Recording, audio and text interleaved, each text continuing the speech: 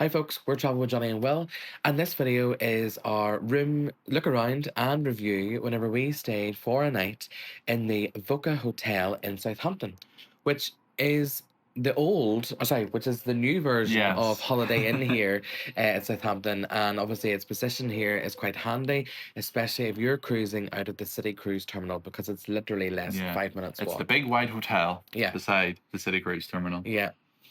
So we're staying here for one night before our cruise with Sky Princess. So let's tell you all about our stay.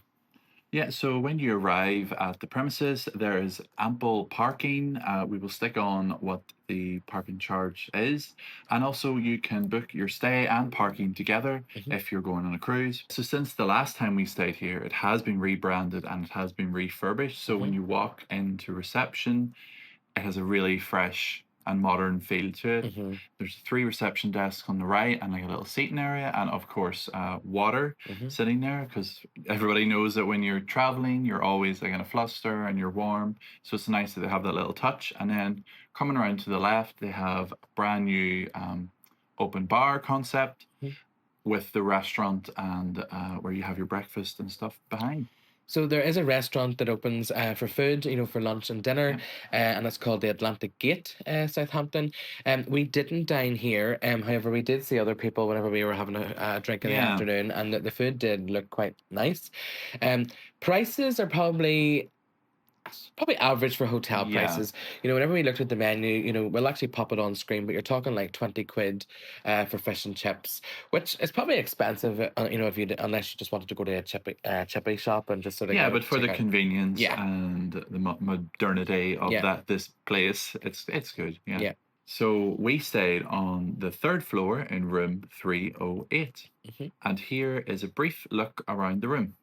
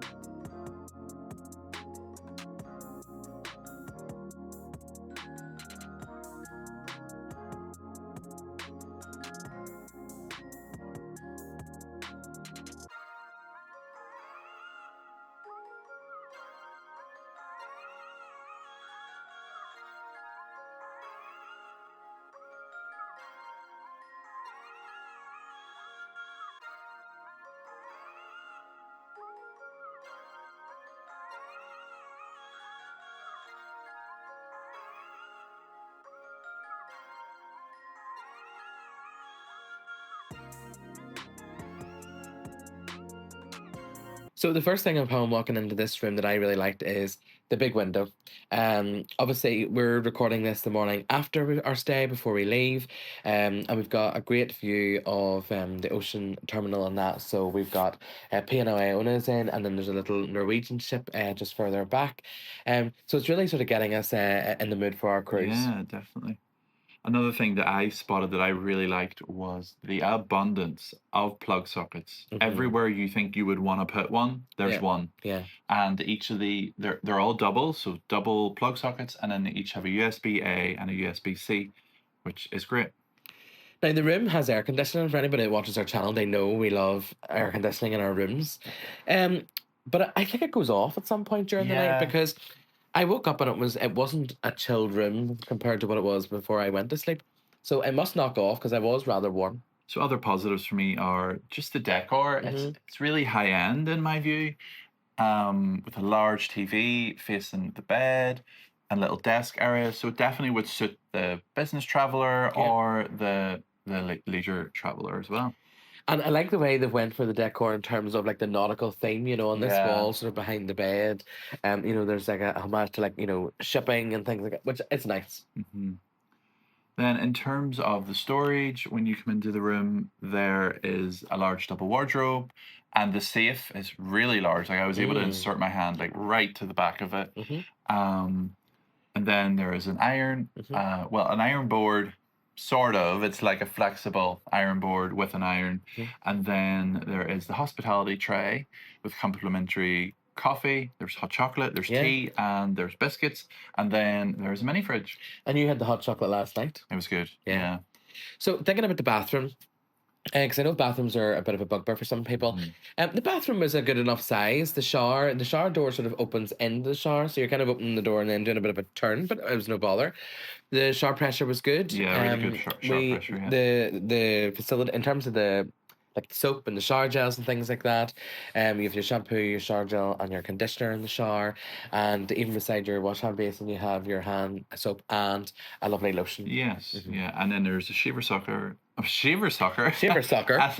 There's a UK shaver socket with 115 volts and 230 volts. So in terms of things that maybe are not so good, service at the bar when we first come in, we were second to ask for drinks, and we got our drinks before a lady who had ordered her drinks 1st, and hers came later than her food. So that was a bit odd. Also last night prior to going to bed, we had come in and it was what, but 11:15, I think. It was after 11. And the bar was closing at 11:30, but at 11:15 they couldn't serve shorts with a mixer, so Yeah. like your gin or your whiskey or vodka, Yeah.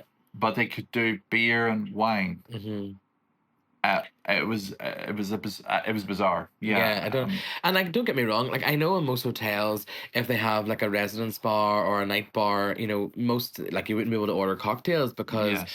often maybe the night staff aren't trained bar staff, you know, to start mixing cocktails at like all hours, and that's not what we would expect. But we wanted a nightcap. Will wanted a pint. I wanted a gin. I ended up with a Diet Coke. So, Yeah, and then another issue that we sort of haven't experienced ourselves, but we've had other people say to us that it's a bit of a complaint, is that there's only 2 lifts yeah, in this premises, and if you're in one of the top floors and you need to use that lift to get down with your luggage. yeah, There's people waiting, there's people pressing buttons intensely, and then that tricks the lift to going up. But if you're in the lift, then the lift's going to go up full.